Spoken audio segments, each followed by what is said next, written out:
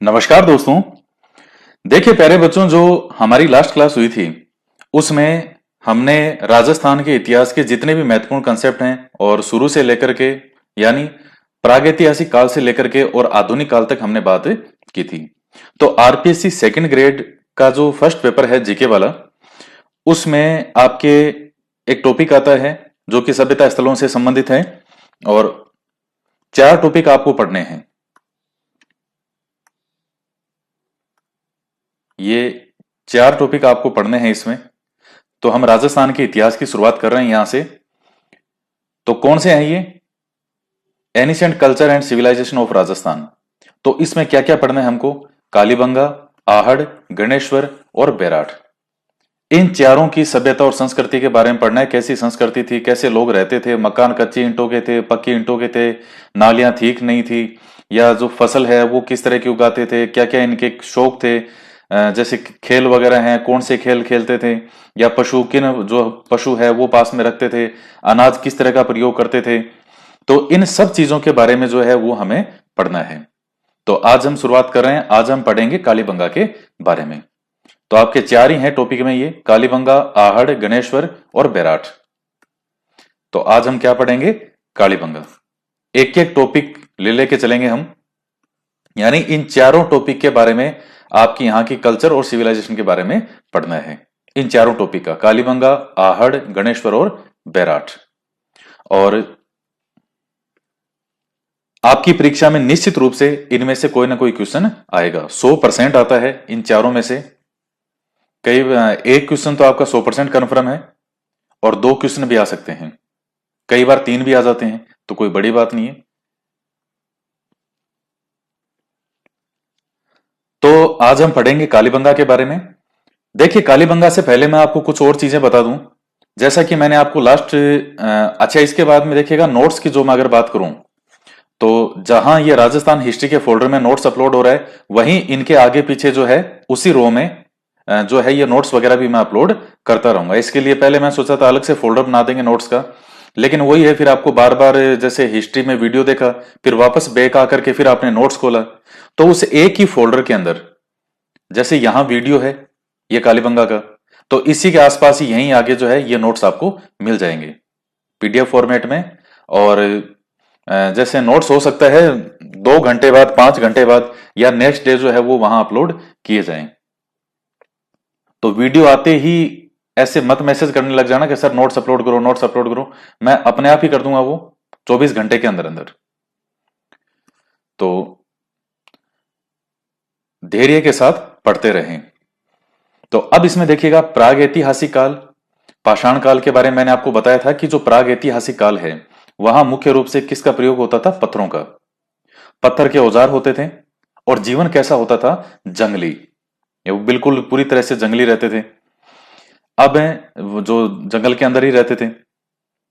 इस प्राग ऐतिहासिक काल के बाद में आता है जैसे मनुष्य कुछ और ढंग का हुआ, उसका विकास हुआ, वो युग जो है वो कहलाता है ताम्र पाषाण का युग।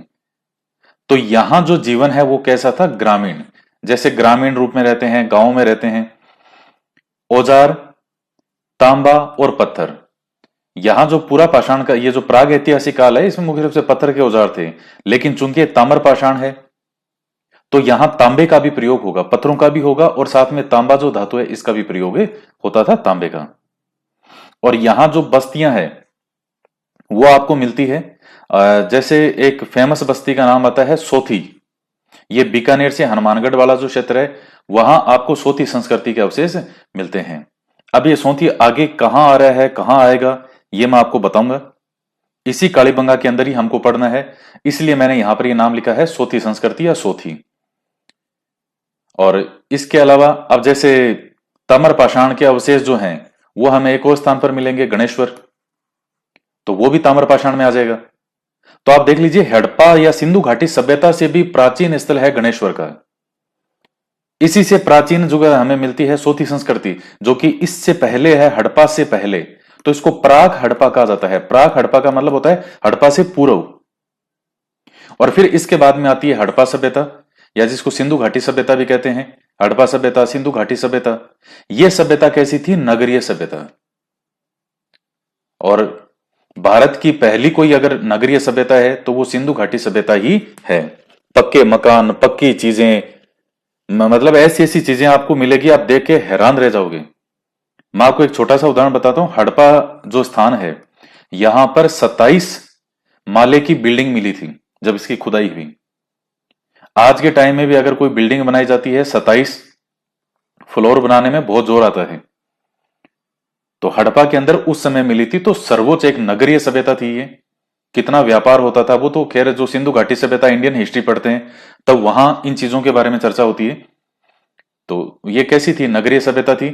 और नगरीय सभ्यता थी तो इसके प्रमुख जो स्थल हैं वो कौन कौन से हैं सिंधु घाटी सभ्यता के? उसमें मोहनजोदड़ो है, हड़प्पा है, कालीबंगा है, लोथल है, धोलावीरा है।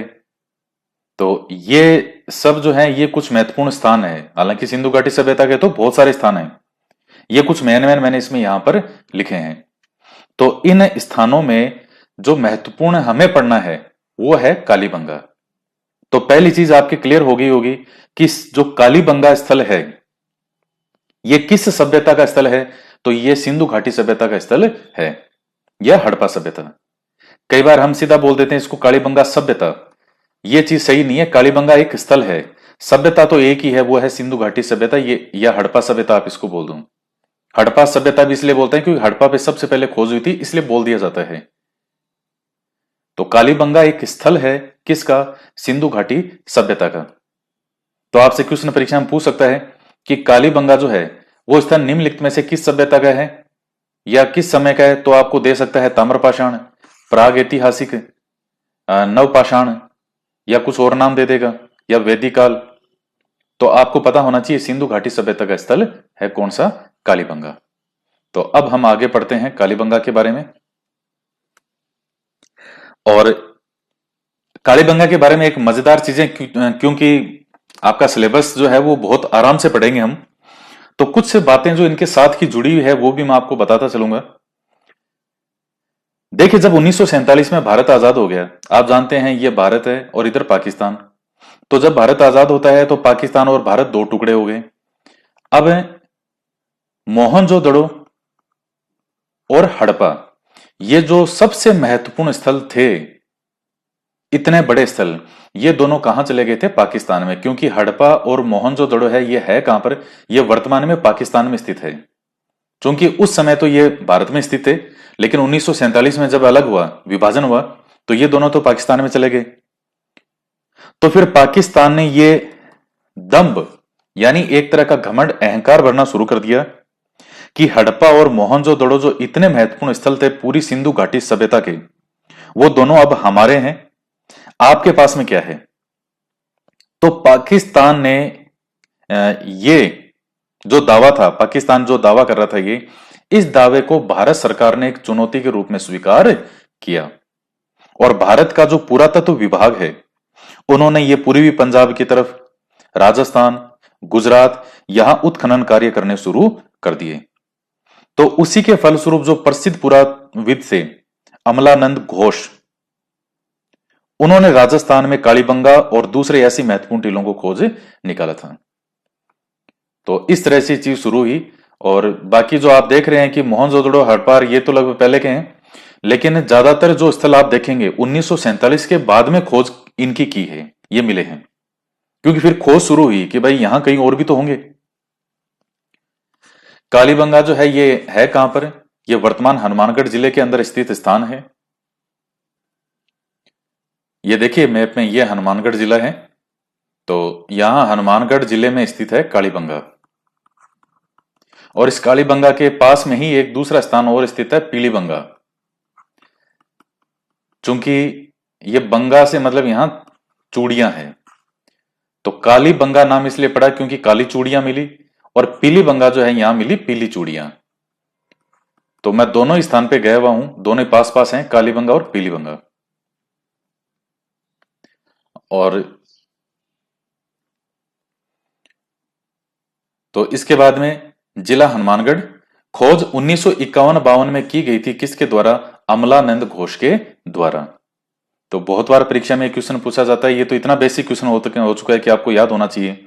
और अमलानंद घोष ने जो ये खोज की थी कालीबंगा स्थल की, इसको उत्खनन करता और आगे जारी रखने का जो काम किया था वो क्या था, बीवी लाल और बीके थापर। 1961 से 69 के दौरान इन्होंने यहां पर उत्खनन कार्य किया। तो बीवी लाल का पूरा नाम ब्रजवासी लाल है और बीके थापर का नाम है बालकृष्ण थापर। तो ये पॉइंट आप ध्यान में रखिएगा। आपसे नाम पूछ सकता है कि कालीबंगा सभ्यता की खोज व उत्खनन कार्य किसने करवाया, तो खोज अमलानंद घोष ने की। और उत्खनन कार्य जो है, उत्खनन का मतलब होता है कंटिन्यू जो है उसमें कार्य करना, उसको खोदना। तो 61 से 69 तक। और अभी जो है इनकी खुदाई जो है यहां बंद कर रखी है। मैं गया था कालीबंगा, तो खुदाई जो है रोकी भी है यहां पे अभी। तो जितनी जो चीजें निकली है उनके बारे में जानकारी उपलब्ध है। अब जब आप कोई भी सभ्यता स्थल के बारे में पढ़ेंगे तो निश्चित रूप से उसके पास कोई ना कोई नदी जरूर होगी, क्योंकि लोग वही रहेंगे जहां क्या होगा, पानी की सुविधा होगी। तो यहां जो नदी थी वो कौन सी थी पहले, सरस्वती नदी, जो कि लुप्त हो गई। जो मैप वगैरह है नासा के, उसमें तो वो पूरा सरस्वती का मार्ग दिखता है अंदर तक। और वर्तमान में जो है इसको आप किस नाम से जानते हैं, घग्गर नदी के नाम से जानते हैं, जो कि बहती हुई पाकिस्तान के फोर्ट अब्बास तक इसका पानी चला जाता है। ये क्वेश्चन आया भी हुआ है, जियोग्राफी में भूगोल में पढ़ेंगे वहां घग्गर। तो पहले क्या सरस्वती नदी थी, और वर्तमान में इस सरस्वती नदी को हम किस नाम से पुकारते हैं, घग्गर नदी के नाम से पुकारते हैं। तो ये सरस्वती तो धीरे धीरे क्या है, लुप्त हो गई थी। वर्षा वगैरह होती थी कम, जब कम होने लगी वर्षा तो जो पानी है नदियों में वो भी धीरे धीरे इसमें कम होने लग गया। और होते होते फिर सरस्वती नदी पूरी तरह से लुप्त प्राय हो गई। तो इस तरह से ये जो कालीबंगा है इसका भी जो है यहां अंत होता है, इस सिंधु घाटी सभ्यता का। इसके बाद में एक नाम आता है दरसदती। ये दरसदती नाम कई बार देखिए इसके उपनाम के रूप में पढ़ लेते हैं, लेकिन ये नोट मैंने इसलिए लिखा है कि दरसदती जो है वो इस सरस्वती की सहायक नदी थी। ये आप ध्यान में रखना, कई बार प्राचीन नाम लिखे आते हैं, कई बार जो गाइड वगैरह में कुछ भी लिख देते हैं। जो फैक्ट मैं लिखा रहा हूं उसी को ही सही मानना। तो नदी कौन सी थी पहले उस समय, यहां सरस्वती नदी। वर्तमान में किस नाम से जानते हो, घग्गर नदी। और ये जो है दरसदती नदी, ये इस सरस्वती की सहायक होती थी। अब इसके बाद में हम बात करते हैं, यहां से हमें दो काल के अवशेष प्राप्त हुए हैं। देखिए मैं ये चीजें आपको इतना अलग अलग विभाजन करके ये एक ही सभ्यता स्थल में पढ़ा रहा हूं, क्यों, ताकि आपके एक एक कंसेप्ट क्लियर हो जाए। तो जो ये सिंधु घाटी सभ्यता का स्थल है कालीबंगा, इस कालीबंगा स्थल से हमें दो समय के अवशेष प्राप्त होते हैं, दो काल के अवशेष प्राप्त होते हैं उसी एक ही स्थान से। पहला जो समय है उसको कहते हैं प्राक हड़प्पा कालीन। प्राक हड़प्पा का मतलब होता है हड़प्पा से पहले। तो वो समय 2400 ईसा पूर्व से पहले का समय है।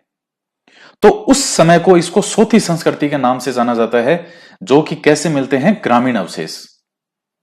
और इसके बाद में यह प्राक हड़प्पाकालीन वाला समय था, यहां लोग रहते थे, कैसी कल्चर थी, ग्रामीण। किस नाम से जानते हैं, सोथी संस्कृति के नाम से। और फिर धीरे धीरे समय के साथ में जैसे, हालांकि कोई 100% श्योर नहीं है कि ये हुआ कैसे, कैसे अंत हुआ था सोथी संस्कृति का।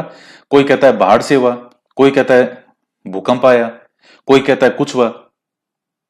तो यहां इस स्थल के जो सोथी संस्कृति के नष्ट होने के 100-150 साल बाद हड़प्पाकालीन जो लोग हैं वो यहां पर आते हैं, इसी कालीबंगा में और इसी स्थान पर जहां कौन सी संस्कृति थी, सोथी संस्कृति।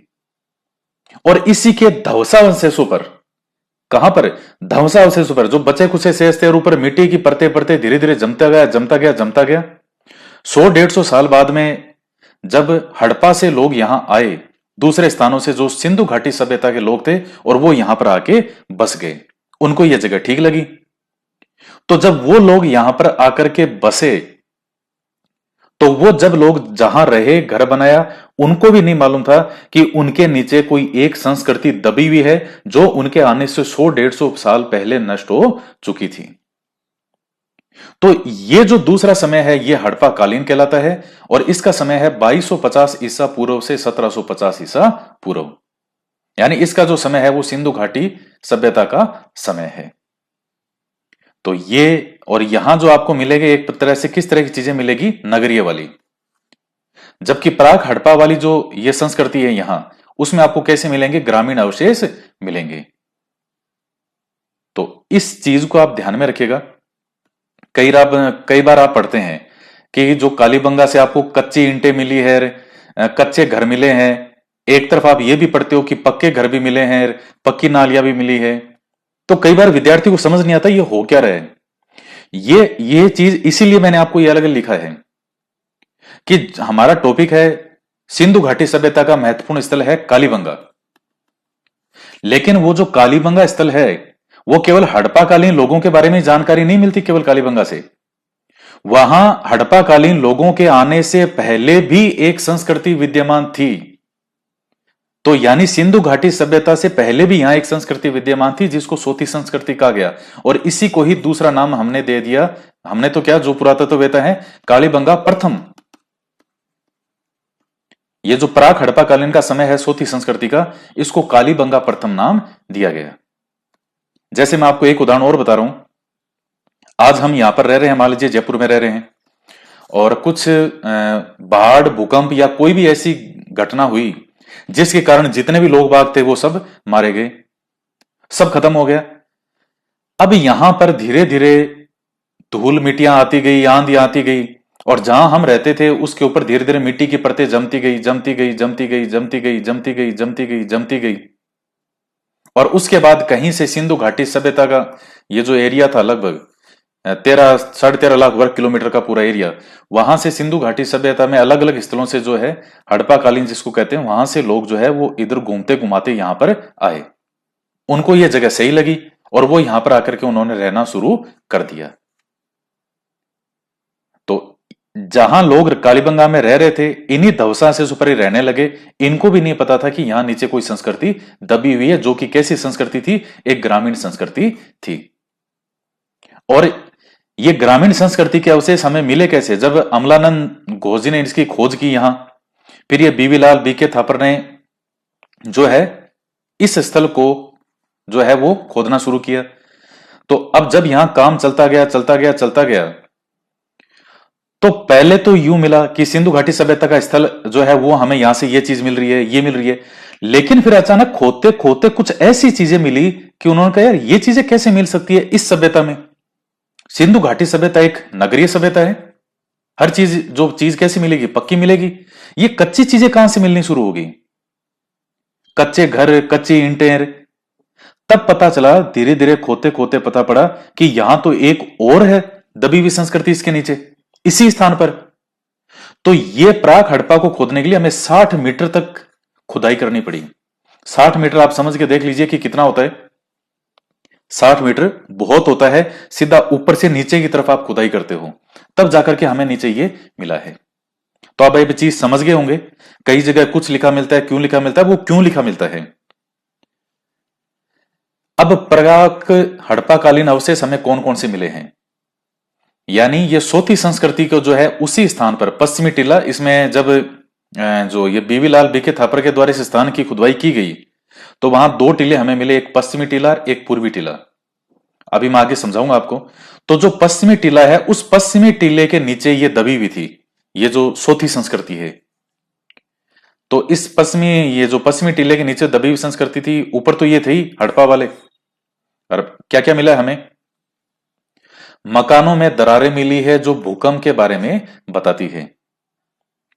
तो ये सोती संस्कृति के समय, इसलिए हम कहते हैं कि जो है इसके भूकंप के प्राचीन साक्ष्य हमें यहां से उपलब्ध होते हैं।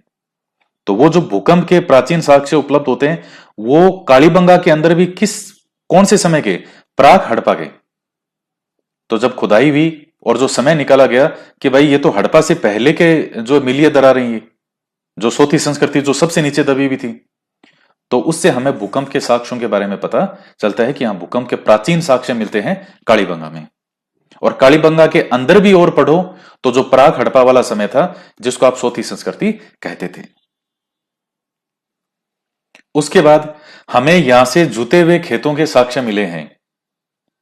तो ये विश्व में प्राचीनतम सोर्स मिलता है हमें जुते हुए खेतों के साक्ष्य। यानी खेत को जोतना। तो इस चीज के प्रमाण हमें मिलते हैं कालीबंगा से। और कालीबंगा के अंदर भी आपसे अब कोई पूछना चाहे कि हड़प्पा वाला जो समय था उस समय के अवशेष मिले हैं या प्राग हड़प्पा के समय का हमें वहां उस कालीबंगा से अवशेष मिले हैं जुते हुए खेतों के साक्ष्य। तो कालीबंगा के अंदर भी जो प्राग हड़प्पा वाला समय था यानी 2400 ईसा पूर्व से पहले का समय, इसी कालीबंगा में उसी पश्चिमी टीले के नीचे, तो वहां से हमें जुते हुए खेतों के साक्ष्य प्राप्त होते हैं। और यहां दो फसलें एक साथ ली जाती थी। कौन कौन सी फसलें थी? चना और सरसों, मतलब इस तरह से उगाते थे वो। तो यहां जैसे चना, इस तरह से सरसों, तो इस तरह से जो है वो फसलें उगाई जाती थी। दो फसलें एक साथ ली जाती थी। अब ऐसा नहीं कि इसके अलावा कोई और फसल नहीं होती थी क्या, और भी चीजें उगाते थे, लेकिन जो दो फसलें एक साथ ली जाती थी वो चना और सरसों ही है। मैंने कुछ बुक्स में या जो इनमें देखा है गाइड में, कई जगह गेहूं भी लिखा जाता है कि दो फसलें एक साथ ली जाती थी, तो एक तो चना होती थी, एक गेहूं होती थी, इस तरह से आ जाता है। वो ध्यान में रखना, वो फैक्ट गलत है। चना और सरसों। इसके बाद तांबे के बेल की मूर्ति मिली है। यानी एक चीज आज समझ गए, मैंने सोथी संस्कृति लिखा था जो ऊपर वाली लिस्ट थी, और ये देखिएगा, ये ताम्र पाषाण काल के अंदर मैंने लिखा है बस्तियां जो सोथी संस्कृति, यानी जो ताम्र पाषाण काल वाला समय है, हड़प्पा से पहले वाला, तो उसी समय की हमें मिली है सोथी संस्कृति। तो निश्चित रूप से ये किस धातु का प्रयोग करते होंगे, किसका प्रयोग करते होंगे? तांबे का। और जो हड़प्पा वाले लोग थे, ये मुख्य रूप से कौन सी युगीन सभ्यता कहलाती है? कांस्य युगीन सभ्यता। तो इनके लिए मुख्य धातु के रूप में ये था कांस्य। और जो ताम्र पाषाण काल के लोग हैं, इनके लिए मुख्य धातु के रूप में क्या था? तांबा।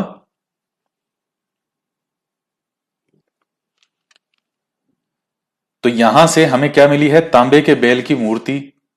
तो बैल वगैरह से थे ही परिचित, गाय बैल। काले रंग की चूड़ियां, जिसके आधार पर यहां का नाम रखा गया था कालीबंगा। पत्थर का सिलबट्टा। तो ये चीजें हमें यहां से, मैं मेन मेन चीजें बता रहा हूं, ये ऐसी तो चीजें बहुत सारी है, छोटी छोटी छोटी छोटी छोटी छोटी, तो काफी चीजें निकली है वहां से। उसके बाद मकान कच्ची ईंटों से निर्मित मिले हैं। तो ये कच्ची, अब यही देखिए, कई बार आप यही पढ़ते हो कालीबंगा में, जहां सीधा ही लिखा जाता है कालीबंगा में बताओ कौन सी मिले हैं मकान, कच्चे थे पक्के थे? तो कच्चे पक्के दोनों ही मिलते हैं। तो फिर समझ में नहीं आता कि कच्चे पक्के दोनों कैसे। तो उसी स्थान पे जो प्राक हड़प्पा वाला समय था, उस टाइम कैसी सभ्यता थी? ग्रामीण सभ्यता, या जो ग्रामीण कल्चर, ग्रामीण संस्कृति। तो उस तरह की उस टाइम की चीजें क्या थी? कच्ची थी। मतलब वही आप समझ लो, गांव के अंदर मकान पहले कैसे बनते थे, आजकल तो पक्के बनने लगे। पहले गांव की जो कल्चर होती थी, गांव में मकान कच्चे ही होते थे, इतने पक्के नहीं हुआ करते थे बहुत पहले। और जो सिटी होती थी, सिटी का नाम आते ही दिमाग में आता था पक्के मकान। तो बस वही चीज है, नीचे कच्चे मकान, भविष्य के अंदर वहीं ऊपर आके हड़प्पा वाले आ गए तो ये पक्के मकान बन गए। फिर ये भी जगह समय के साथ में नष्ट हो गई, ऊपर मिट्टी बढ़ती गई बढ़ती गई बढ़ती गई। जब खोदना शुरू किया तो पहले जो हड़प्पा वाले थे वो निकले, और फिर आगे और खोदना शुरू किया तो फिर जो प्राक हड़प्पा वाले थे वो निकले। आत्माएं भटक रही थी इन सबकी वहां पे। तो मकान कच्ची ईंटों से निर्मित मिले हैं, जिनका अनुपात होता था 1 2 3। यानी आप इस तरह समझ लीजिए, जैसे 10 सेंटीमीटर, 20 सेंटीमीटर, 30 सेंटीमीटर, तो ऊंचाई चौड़ाई उस हिसाब से जो एक ईंटों का अनुपात होता था, वो 1 2 3 का अनुपात आपको मिलता था। यानी 10 सेंटीमीटर, 20 सेंटीमीटर, 30 सेंटीमीटर। तो इस प्रकार से।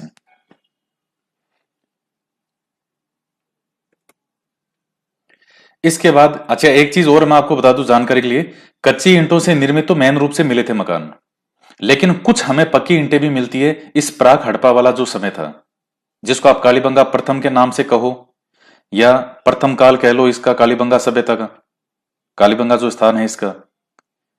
तो कुछ पक्की ईंटें भी मिली है। और इसके अलावा देखिए, घर जो हैं, जैसे हड़प्पा वाला जो समय है, तो उस समय हमें घर देखने जो मिलते हैं बिल्कुल इस तरह से मिलते हैं, समानांतर रूप से, यूं इस प्रकार से हमें घर मिलते हैं जैसे नक्शे के आधार पर बनाए गए हों। लेकिन ये जो काल प्रथम वाला समय था, ग्रामीण संस्कृति वाला समय, जिसको आप सोथी संस्कृति के नाम से जानते हो, तो उस समय का जो था समय था, उस समय यहां ये इस तरह का, इतना इस तरह से ये ग्रिड टाइप से मकान नहीं होते थे। तो कुछ छोटे छोटे फर्क हैं। प्राक हड़प्पाकालीन मृद भांड पर आड़ी तिरछी रेखाएं खींची गई थी। तो ये एक तो मृद भांड तो मिलने के, मृद भांड का मतलब होता है मिट्टी के घड़े। तो आड़ी तिरछी रेखाएं खींची गई थी। इन मिट्टी के बर्तनों को 6 श्रेणियों में विभक्त किया गया, फैब्रिक ए से फैब्रिक एफ। तो अब आओ सर, ये फैब्रिक ए से एफ क्या है?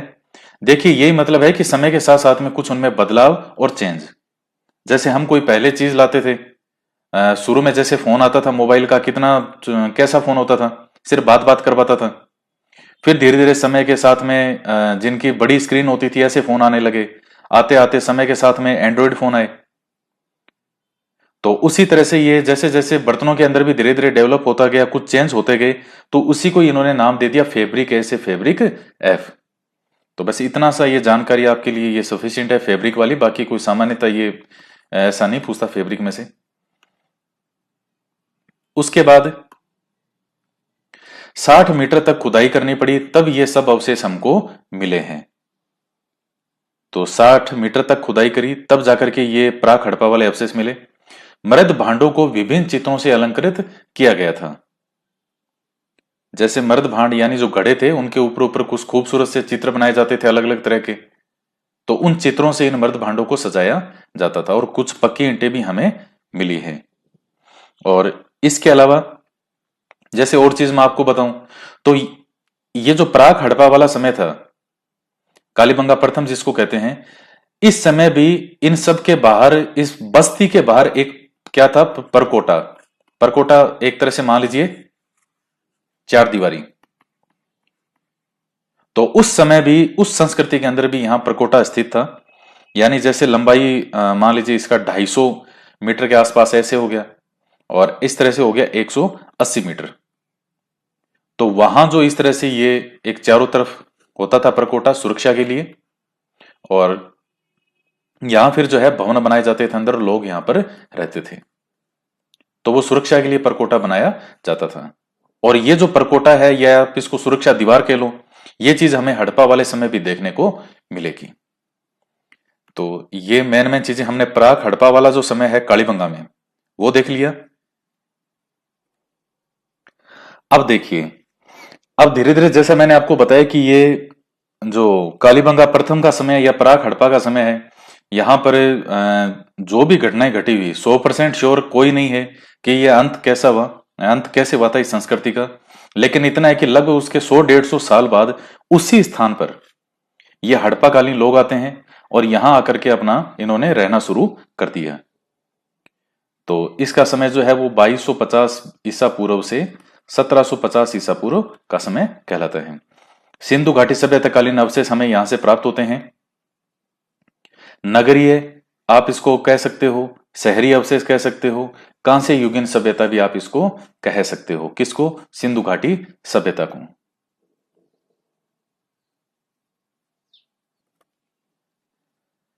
अब देखिए, मैंने आपको थोड़ी देर पहले इसी वीडियो में क्या बताया था कि जो पश्चिमी टीला, ये वाला जो टीला है, ये टीला है पश्चिमी टीला।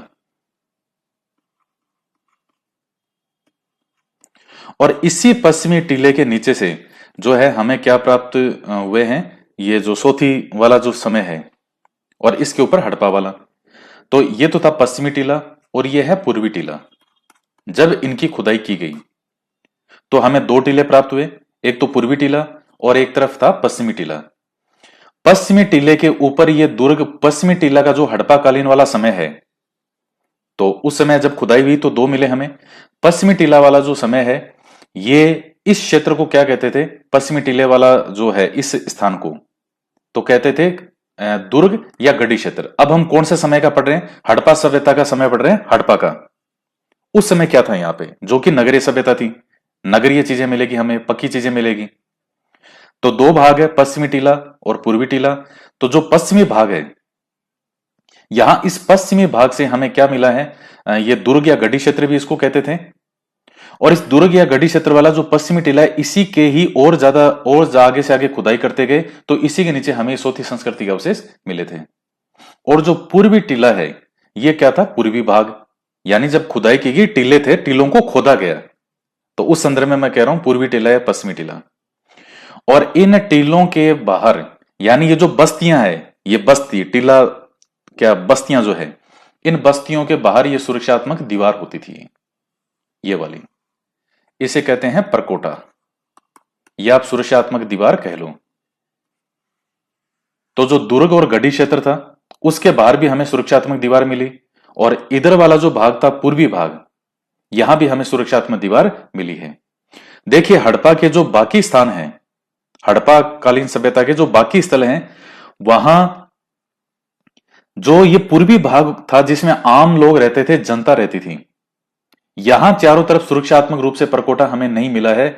लेकिन कालीबंगा के अंदर हमें जहां आम जनता रहती थी, वहां भी बाहर सुरक्षात्मक रूप से परकोटा मिला है। जो गढ़ी क्षेत्र वाला था, यहां तो मिला ही मिला है, लेकिन जहां आम जनता रहती थी वहां भी हमें मिला है।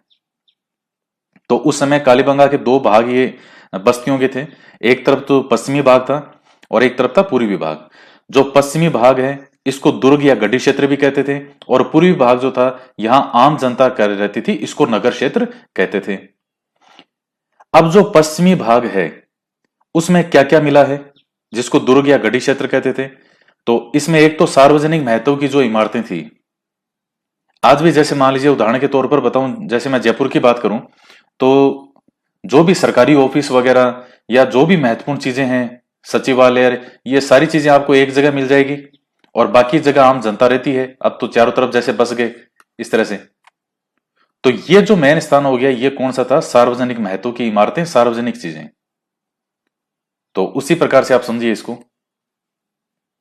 तो दुर्ग या गढ़ी क्षेत्र जो था, हमें यहां से क्या क्या मिला? एक तो सार्वजनिक महत्व की इमारतें, एक वृहद अनागार, मतलब एक बड़ा इस तरह का मिला है जहां अन्न वगैरह रखा जाता था, बड़ा भंडार का ऐसे जगह बनी हुई।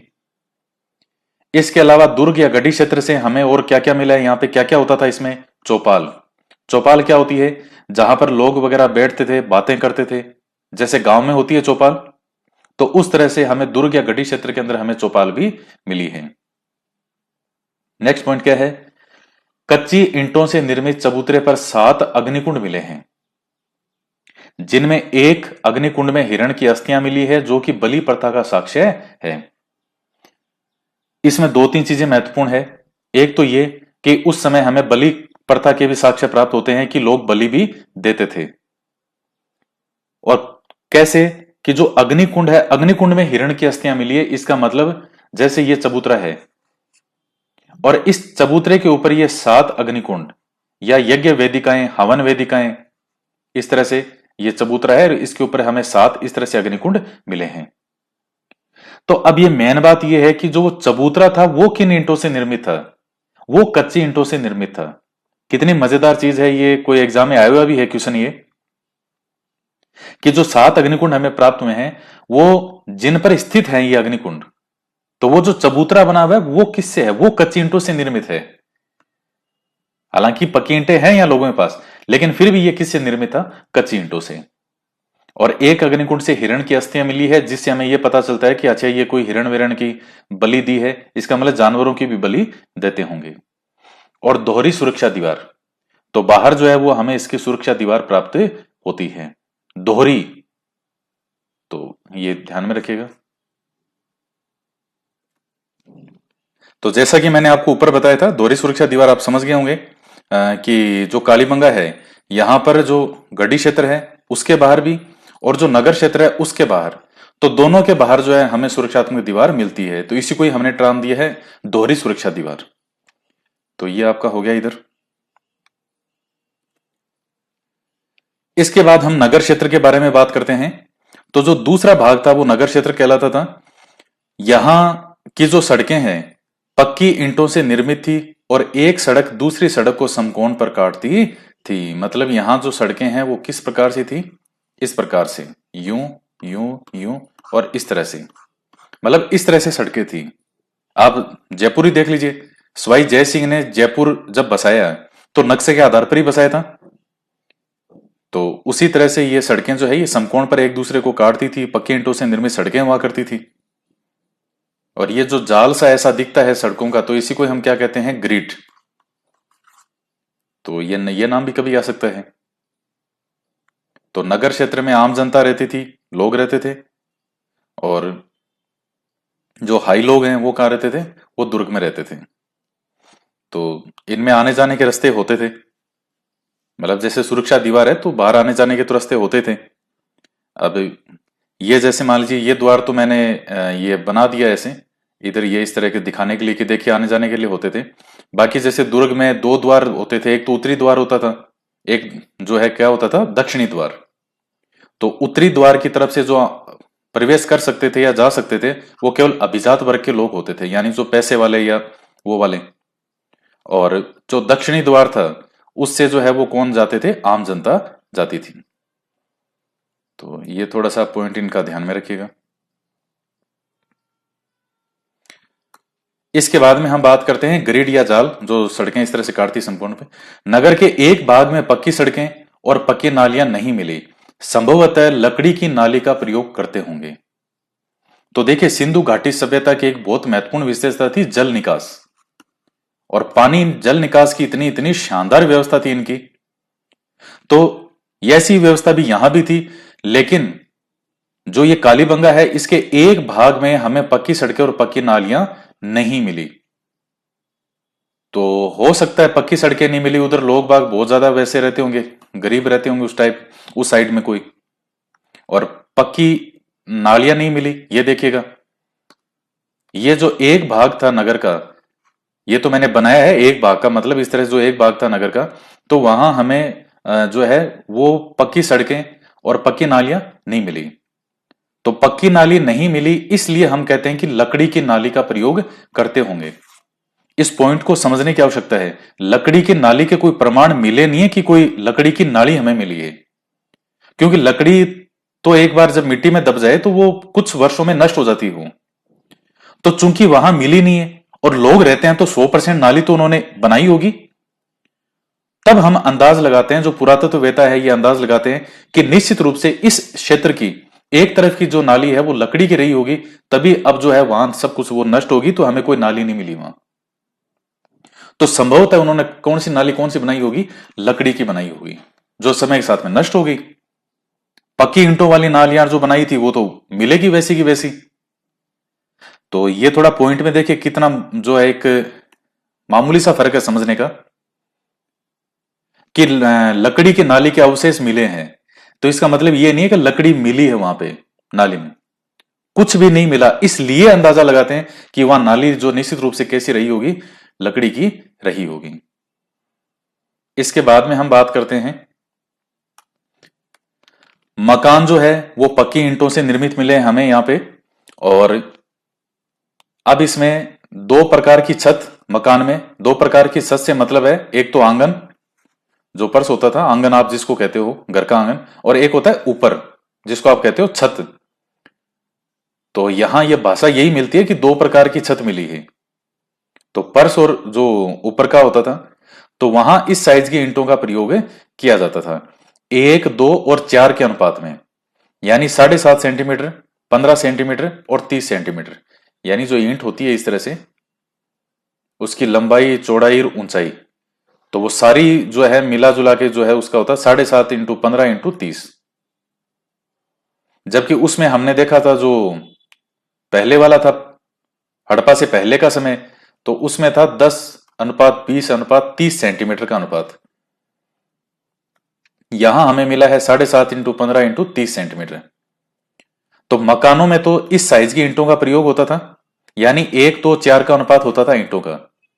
और जो सुरक्षात्मक दीवार है वहां 10:20:40, यानी 10:20:40 सेंटीमीटर का जो है रेशो होता था ईंटें बनाने में सुरक्षात्मक दीवार में। तो ये मोटी ज्यादा होती थी, बड़ी ज्यादा होती थी, आप देख लीजिए 7.5 × 15 × 30, और यहां 10:20:30 है, 10 × 20 × 40, इस तरह से आप इसको लिख सकते हो। तो ये पॉइंट हो गया। सामान्यतया दूसरे स्थानों पर नीचे की छत कच्ची, लेकिन कालीबंगा में नीचे की छत को पक्का किए जाने का साक्ष्य प्राप्त हुआ है। देखिए जो हड़प्पा सभ्यता के जो दूसरे स्थान वगैरह हैं, तो वहां जो नीचे की छत से मतलब जो आंगन वगैरह है, फर्श, वो ज्यादातर जो कच्चा मिला है, लेकिन कालीबंगा के अंदर जो नीचे की छत यानी जो फर्श है उसको पक्का किए जाने का साक्ष्य प्राप्त हुआ है, पक्का मिला है वो। और वो भी कैसा फर्श है? अलंकृत फर्श यानी साज सजावट वाला, बड़े बड़े सुंदर दृश्य बनाए हुए, इस तरीके का पर्स हमें प्राप्त हुआ है। तो बहुत महत्वपूर्ण और जो मेन जो पॉइंट है वो आपको बता रहा हूं मैं। इसके बाद हम बात करते हैं, तो यहां से हमें बेलनाकार मोहर प्राप्त हुई है, सूती वस्त्र में लिपटा चांदी का उस्तरा प्राप्त हुआ है, और रोटी बनाने का तंदूर भी प्राप्त हुआ है। तो ये तंदूर प्राप्त हुआ है तो उसे लगाते हैं कि परिवार में कई परिवार मिलकर रहते होंगे, तो इसलिए तंदूर का ये प्रयोग करते होंगे। ऊंट की अस्थियां भी हमें मिली है। तो ऐसे तो अब ये छोटे छोटे फैक्ट हैं, ये कई हैं, कुछ किताब में एक्स्ट्रा आपको कई फैक्ट मिलेंगे। तो जो फैक्ट मैं यहां बता रहा हूं ये तो सारे आपको याद करने ही करने हैं, घोट के पीना है। बाकी इसके अलावा एक दुके 2 4 5 10 ऐसे फैक्ट कई होते हैं, तो वो भी ध्यान में रख लेना। इसके अलावा एक हमें क्या मिला है, तांबे का दर्पण, आईना जो होता है शीशा, वो तांबे का प्राप्त हुआ है। मिट्टी की दीवारों से लिपि का साक्ष्य प्राप्त हुआ है, लेकिन इस लिपि को अब तक पढ़ा नहीं जा सका है कि वो क्या कहना चाह रहे हैं। उनकी जो जिस तरह से कोई भी लैंग्वेज है, जिस तरह से वो इस तरह से बनाते हैं सिंबल, अब हमारी तो जो लिपि है तो उसके हिसाब से मैं जो लिख दिया आपको समझ में आ रहा है कि हाँ मैंने ये लिखा है, और आप इनको चीजों को समझ पा रहे हो। अब ये क्या कहना चाह रहे होंगे, इनकी क्या लिपि थी, तो उसको आज तक पढ़ाने नहीं गया है, कोशिश हो रही है। बकरी खींचकर लाते हुए मनुष्य के अंकन वाला मृत भांड मिला है, यानी ऐसे मटके भी मिले हैं जिसमें मनुष्य जो है वो बकरी को खींच के ले जा रहा है। तो इस तरह के जो है, अंकन का मतलब होता है चित्र, मतलब इस तरह से उस पे उकेरा गया है घड़े पे। तो ये छोटे छोटे फैक्ट हैं कई। इसके बाद में कालीबंगा को स्टुअर्ट पीगट ने सिंधु घाटी सभ्यता की तीसरी राजधानी बताया। इस मत का समर्थन डॉक्टर दशरथ शर्मा ने किया। अब विद्यार्थी इस मत में कई बार वो थोड़े भ्रमित हो जाते हैं कि कालीबंगा को सिंधु घाटी सभ्यता की तीसरी राजधानी किसने कहा। तो हम सीधा ही कह देते हैं कि डॉक्टर दशरथ शर्मा ने कहा, हालांकि वो चीज पूरी तरह सही नहीं है। क्यों? क्योंकि तीसरी सभ्यता, ये जो तीसरी राजधानी किसने बोला था, मेनली बोला था स्टुअर्ट पीगट ने। लेकिन पहले के कुछ एग्जाम में, सेकंड ग्रेड का एग्जाम था या और भी जैसे जो एग्जाम था सेकंड ग्रेड का, उसमें भी आया हुआ है। आप पिछले वर्षों के पेपर देखना, आप उसमें है ये क्वेश्चन। लेकिन चूंकि वहां ऑप्शन के अंदर स्टुअर्ट पीगट है ही नहीं, बाकी 3 अलग ऑप्शन है और एक था डॉक्टर दशरथ शर्मा। तो जब स्टुअर्ट पीगट ऑप्शन में ही नहीं है तो फिर तो दशरथ शर्मा ही करेंगे। तो एक बार दशरथ शर्मा कर दिया तो फिर क्या है, जो भी मार्केट में नई गाइड वगैरह आई, उन्होंने उस क्वेश्चन को एक फैक्ट बना दिया सीधा ही कि कालीबंगा को सिंधु घाटी सभ्यता की तीसरी राजधानी किसने कहा, तो सीधा ही लिखना शुरू कर दिया डॉक्टर दशरथ शर्मा ने। तो आप समझ गए होंगे कि वो सीधा पॉइंट गलत है। तीसरी राजधानी बताया था स्टुअर्ट पीगट ने, और इस मत का समर्थन किया था डॉक्टर दशरथ शर्मा ने। कहा बिल्कुल सही बात है साहब, हाँ भाई हाँ। सोती संस्कृति को कालीबंगा प्रथम कहा जाता है, यानी जो प्राक हड़प्पा वाला समय है उसको। कालीबंगा सिंधु घाटी सभ्यता की दीनहीन बस्ती कहलाती है। दीनहीन बस्ती मैंने आपको बता दिया है, एक ही स्थान से हमें जो प्राचीन अवशेष वगैरह भी मिले हैं, और तो थोड़ा सा इस वजह से क्या है, थोड़ा दीनहीन बस्ती या गरीब बस्ती के रूप में भी इसको जानते थे, क्योंकि बाकी जगह जितना डेवलप और जितना व्यापार वगैरह जितना होता था, तो उनके बड़े बड़े स्थानों के कंपैरिजन में उतना यहां नहीं था। तो इसलिए सिंधु घाटी सभ्यता की दीनहीन बस्ती कह देते हैं। बाजरे का साक्ष्य भी मिला है यहां से, यह पॉइंट भी आप ध्यान में रख लेना। तो बाजरा उस टाइम भी लोग खाते थे यहाँ। व्याघ्र चीता की मोहर भी मिली है, तो यानी इसको भी जानते थे कि यह भी कोई चीज होती है, चीता व्याघ्र। एक बालक की खोपड़ी में 6 छेद यानी शल्य चिकित्सा के प्रमाण मिलते हैं। तो एक बालक की खोपड़ी प्राप्त हुई और उस खोपड़ी के अंदर जो है वो 6 छेद मिले हैं। तो उससे यह अंदाजा लगाया जा रहा है कि उस समय शल्य चिकित्सा थी, यानी ऑपरेशन वगैरह होते थे। तो हम सोचते हैं कि आज ही इतनी नई नई टेक्नोलॉजी आई है, उस समय सिंधु घाटी सभ्यता में भी यह टेक्नोलॉजी विद्यमान थी। डॉक्टर थे, इंजीनियर थे। अब आज मान लीजिए सब कुछ नष्ट हो जाए, आने वाले 2000 साल बाद, 4000 साल बाद लोग खोज करेंगे, जो नए लोग आएंगे कहीं से, वो फिर देखेंगे कि अच्छा अच्छा इतने बड़े बड़े भवन होते थे, ये सरकार थी, अच्छा ये स्थान जो है ये जो राज्य था इसकी राजधानी हुआ करता था, क्योंकि जो विधानसभा यहीं से प्राप्त हुई है, यहाँ सचिवालय होता था, महत्वपूर्ण जो है वो सारी चीजें यहां मिलती थी। लाइट के प्रमाण मिले हैं, पंखा, ये इस तरह की चीजें, सारी चीजें मिलेगी। तो वही चीज है। तो हमें शल्य चिकित्सा के प्रमाण प्राप्त होते हैं। और उसके बाद में हम बात करते हैं, युग्मित समाधान मिले हैं, यानी जोड़े में जो समाधान होते हैं, दो शब्द इस तरह से साथ में मिले हमें। कार्बन 14 पत्ती के अनुसार कालीबंगा की बस्ती का जीवन काल 400-500 साल रहा होगा। देखिए, जो समय वगैरह निकालते हैं ये कार्बन 14 पत्ती के अनुसार निकालते हैं। तो कहते हैं कालीबंगा की बस्ती कब तक रही होगी, तो अंदाजन बताते हैं कि लगभग 400-500 साल तक जो है वो कालीबंगा की बस्ती रही होगी। उसके बाद जो है ये कैसे नष्ट हुई, उसमें भी 100% प्रमाण नहीं है कोई। कभी कोई कहते हैं कि भूकंप आ सकता है, हो सकता है भूकंप आया हो। कभी कहते हैं बाढ़ वगैरह हो सकता है। कभी हो सकता है कि जैसे कहते हैं कि वर्षा वगैरह कम होती गई और धीरे धीरे जो नदियों में पानी कम होता गया, कौन सी नदी, सरस्वती नदी में, और धीरे धीरे यहाँ मिट्टी के टीले वगैरह ये बढ़ते गए। ये जो दूसरे थे कंटीली झाड़ियां, ये इस तरह की जो वनस्पति होने लग गई और धीरे धीरे ये क्षेत्र उजाड़ में बदल गया। तो इस तरह की बातें आती है, तो ध्यान में रख लेना। और कई मकानों में हमें कुएं भी प्राप्त हुए हैं। बाकी ये जो कालीबंगा दुर्ग है, दुर्ग वाला जो है, इससे 300 मीटर की दूरी पर उत्तर पश्चिम में हमें एक कब्रिस्तान भी मिला है। तो वो कब्रिस्तान में जो है वो शव मेनली जो रखते थे, सर जो है वो उत्तर दिशा की तरफ। हालांकि 3 अलग अलग तरह की शवाधान जो प्रवृत्तियां थी, जैसे एक तो आयताकार आप कह सकते हो, जिसमें शवों को सीधा ऐसे यूं इस तरह से लेटा देते थे। तो मेनली मुंह ये रखते थे, उत्तर दिशा की तरफ मुंह रखते थे और दक्षिण दिशा की तरफ जो है उसके पांव होते थे। मुख्य रूप से यही होता था। तो इस तरह से भी रखते थे।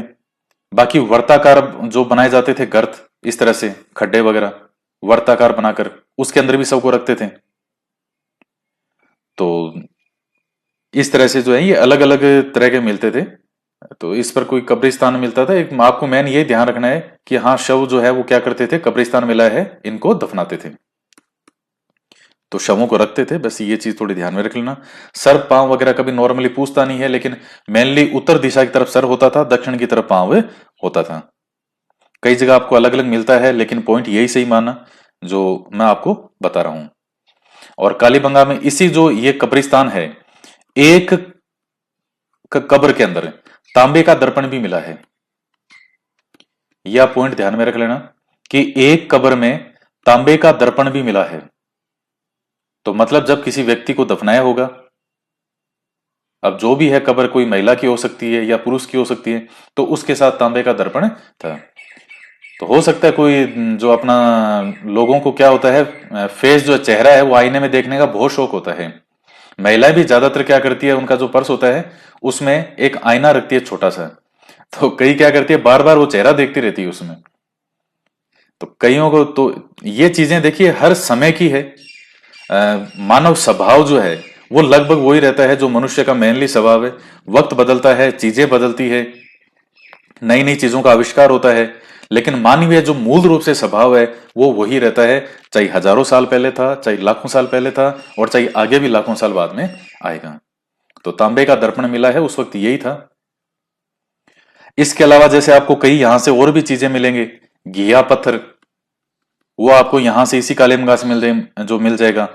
तांबड़े का पत्थर ये मिला है। तांबे के मणिये, मणिये टाइप होते हैं, छोटे छोटे मणिये, वो मिले हैं। इसके अलावा मिट्टी से बनी हुई चूड़ियां, कड़े, ये प्राप्त होते हैं।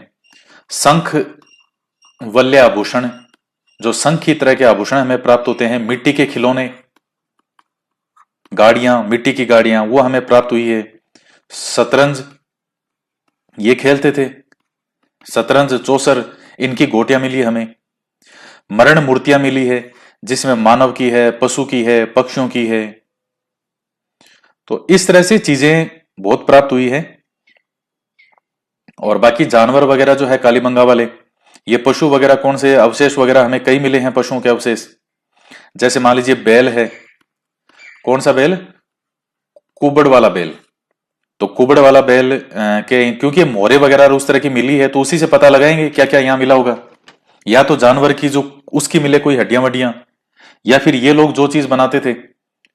तो जैसे अभी ये व्याघ्र है, चीता, इसकी मोहर मिली, तो आदमी मोर उसी के बनाएगा जो उसने जिंदगी में कभी चीजें देखी होगी वहां।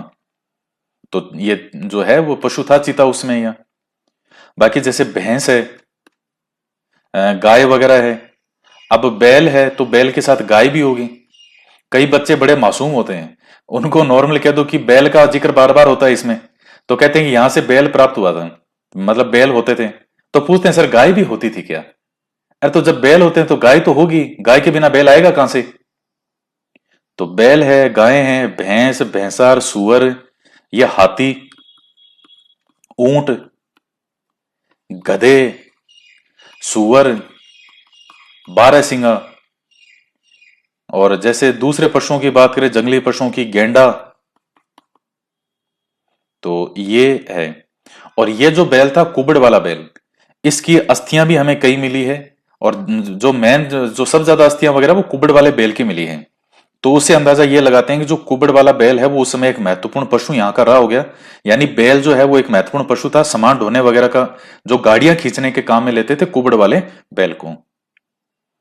तो ये थोड़ा पॉइंट का आप ध्यान में रखिएगा। तो ये मेन मेन जो पॉइंट हैं ये आपको मैंने बता दिए सिंधु घाटी सभ्यता के। और मुझे आशा है कि आपके ये टॉपिक बहुत अच्छे से समझ में आया होगा। मैंने आपको आज के टॉपिक में क्या क्या चीजें समझाई, ये देखिएगा इसको। सबसे पहले आपको ये समझाया था ये प्राग ऐतिहासिक काल, फिर ताम्र पाषाण काल, और फिर हड़प्पा सभ्यता वगैरह। तो ताम्र पाषाण काल के अंदर जीवन ग्रामीण था, तांबा और पत्थर का प्रयोग करते थे। बस्तियों में, कई बस्तियों में एक सोथी बस्ती भी थी। सोथी जो है कल्चर या सोथी संस्कृति। गणेश्वर भी हमें इसी ताम्र पाषाण के समय की मिलती है, जो पढ़ेंगे आगे हम। बीकानेर से हनुमानगढ़ के बीच में जो एक संस्कृति थी उसको सोथी संस्कृति कहते थे उस समय। फिर हड़प्पा सभ्यता, सिंधु घाटी नगरीय सभ्यता थी ये वाली। इसके कई महत्वपूर्ण स्थल हैं, उसमें से हमें जो पढ़ना था कालीबंगा। तो अभी कालीबंगा जिला हनुमानगढ़ में। खोज 5152 अमलानंद घोष। उत्खननकर्ता बीवी लाल बीके थापर। नदी कौन सी नदी के किनारे था? सरस्वती नदी के किनारे। वर्तमान में इस नदी को आप क्या कहते हैं? क्योंकि सरस्वती नदी तो क्या होगी, लुप्त हो गई। और उसका जो पार्ट वो अभी भी बना हुआ है जो रास्ता, तो वहां वर्षा वगैरह होती है तो कौन सी नदी बहती है? घग्गर नदी बहती है। और यहां से दो काल के अवशेष प्राप्त हुए हैं इसी कालीबंगा स्थान से। एक प्राक हड़प्पा कालीन और एक हड़प्पा कालीन। हड़प्पा कालीन का मतलब हड़प्पा के समय का, और प्राक हड़प्पा का मतलब हड़प्पा से पहले। तो पहले वाला है उसको सोथी संस्कृति भी कहते हैं, ग्रामीण अवशेष मिले हैं। और हड़प्पा वाले के अंदर हमें नगरीय मिले हैं। प्राक हड़प्पा वाला जो अवशेष है वो कौन से टीले से मिले? पश्चिमी टीले से। जो कौन सा भाग था? दुर्ग गढ़ी क्षेत्र वाला जिसको कहते थे, वो वाला भाग। मकानों में दरारें मिली है जो भूकंप के बारे में बताती है। यानी प्राचीनतम भूकंप के साक्ष्य कहां से प्राप्त होते हैं? कालीबंगा से। जूते हुए खेतों के साक्ष्य मिले हैं, विश्व के प्राचीनतम साक्ष्य हैं। दो फसलें एक साथ ली जाती थी, चना सरसों, आज भी लेते हैं इधर कालीबंगारी, ये जो क्षेत्र है हनुमानगढ़ गंगानगर साइड में। तांबे के बैल की मूर्ति, काले रंग की चूड़ियां, पत्थर का सिलबट्टा। मकान कच्ची ईंटों से निर्मित मिले हैं, हाँ कुछ पक्की ईंटें भी मिली है इसमें। फिर ये प्राक हड़प्पाकालीन मर्द भांड आड़ी तिरछी रेखाएं खींची गई थी। फिर 60 मीटर तक खुदाई करनी पड़ी तब ये मिले। मर्द भांडों को विभिन्न चित्रों से अलंकृत किया गया और कुछ पक्की ईंटें भी मिली। फिर सिंधु घाटी जो दूसरा काल है यहाँ का, क्योंकि ये जो पहले वाली थी कल्चर सोथी संस्कृति, इसके नष्ट होने के 100-150 साल बाद इसी स्थान पे ऊपर फिर ये हड़प्पा लोग आ गए। तो ये कैसी थी? नगरीय सभ्यता थी, कांस्य युगीन सभ्यता कहते हैं। तो यहां ये जो हड़प्पा कालीन लोग थे, इनके मुख्य रूप से जो ये बस्तियां ये दो भागों में डिवाइड थी, एक पश्चिमी एक पूर्वी। पश्चिमी वाली जो है ये दुर्ग या गड्डी क्षेत्र कहते थे, और जो पूर्वी वाला उसमें मुख्यतः जो लोग हैं आम जनता वो रहती थी, नगर क्षेत्र भी कहते थे। सार्वजनिक महत्व की इमारतें और ये सब वगैरह चीजें हमें कहाँ मिली है? गड्डी क्षेत्र में। वृहद अनागार हो गया, चौपाल, कच्ची ईंटों से निर्मित चबूतरे पर 7 अग्निकुंड वगैरह, ये हिरण की अस्थियां, बलि प्रथा का साक्ष्य है, दोहरी सुरक्षा दीवार, ये सब मिले। सड़कें वगैरह मिली है नगर क्षेत्र में, समकोण पर काटती थी। ये नगर के एक भाग में पक्की सड़कें पक्की नालियां नहीं मिली। तो चूंकि वो गरीब वगैरह लोग वगैरह रहे होंगे, तो इसलिए ये थोड़ा वहां नहीं होगा वो सुविधा उधर। आज भी जैसे मान लीजिए जयपुर है, जयपुर में मेन सिटी के अंदर तो पक्की सड़कें हैं, एक से बढ़कर एक पूरा। लेकिन क्या जितना जयपुर का एरिया, क्या सारी जयपुर में ऐसी सड़कें हैं क्या? तो वही चीज है। मकान पक्की ईंटों से निर्मित होते थे मेनली इस समय, और ये ईंटों का अनुपात वगैरह है, ये बाकी कोई ऐसे अनुपात वगैरह तो नहीं पूछता एग्जाम में, पर आपको ध्यान में रखना है। अलंकृत फर्श मिला है, यानी जो फर्श है वो अलंकृत, यानी उस पे डायग्राम वगैरह चित्र वगैरह हमें मिलते हैं, कालीबंगा। फिर बेलनाकार मोहर है, सूती वस्त्र में लिपटा हुआ जो है वो क्या मिला है, चांदी का उस्तरा, रोटी बनाने का तंदूर, ऊंट की अस्थियां, तांबे का दर्पण, दीवारों जो ये मिट्टी की दीवारों से लिपि का साक्ष्य है, बकरी खींचकर लाते हुए मनुष्य के आंकन वाला जो मृत भांड। स्टुअर्ट पिगड़ ने कालीबंगा को सिंधु घाटी सभ्यता की तीसरी राजधानी कहा। इस मत का समर्थन किया था डॉक्टर दशरथ शर्मा ने। सोती संस्कृति को कालीबंगा प्रथम कहते हैं। सिंधु घाटी सभ्यता की दीनहीन बस्ती कहते हैं। बाजरे का साक्ष्य मिला है, व्याघ्र की मोहर वगैरह। बालक की खोपड़ी में 6 छेद जिसको शल्य चिकित्सा के प्रमाण। युग्मित समाधान वगैरह मिले हैं। कार्बन 14 पत्ती के अनुसार 405 साल ये इस बस्ती का समय रहा होगा, और कुएं के भी प्रमाण मिलते हैं। बाकी भी मैंने आपको कई चीजें वगैरह बता दी, घिया पत्थर वगैरह, तांबे के मणियर, ये तांबड़ा पत्थर, ये इस तरह के मिट्टी के खिलौने, कौन कौन से पशु वगैरह रहे। तो ये बेसिक चीजें हैं, तो आप इनको ध्यान में रखिएगा। तो दोस्तों ये कुछ मेन चीजें थी, और मुझे पूरी आशा है कि आपके कंसेप्ट मेन समझ में आ गया होगा। मेरा काम है कंसेप्ट को मेन समझाना कि क्या चीज है, कैसे है। बाकी फैक्ट तो बहुत होते हैं, तो इसलिए सहायक के सपोर्ट के रूप में मैं कहता हूं कि वैसे एक गाइड ले लेना, और कुछ लेने की जरूरत नहीं है। ऑथेंटिक किताबों की जो चीजें हो सकती है वो लगभग मैं आपको सब, यहाँ ऑथेंटिक किताबों का कंसेप्ट क्या है वो सारी चीजें आपके सामने रख रहा हूं। तो ये वीडियो आपको कैसा लगा, कमेंट करके जो है, जो मैसेज बॉक्स आता है, चैट बॉक्स आता है, उसमें मुझे जरूर बताइएगा कि कालीबंगा आपके कैसा समझ में आया। तो आज के वीडियो में इतना ही, तो मिलते हैं नेक्स्ट वीडियो में। जय हिंद, जय भारत।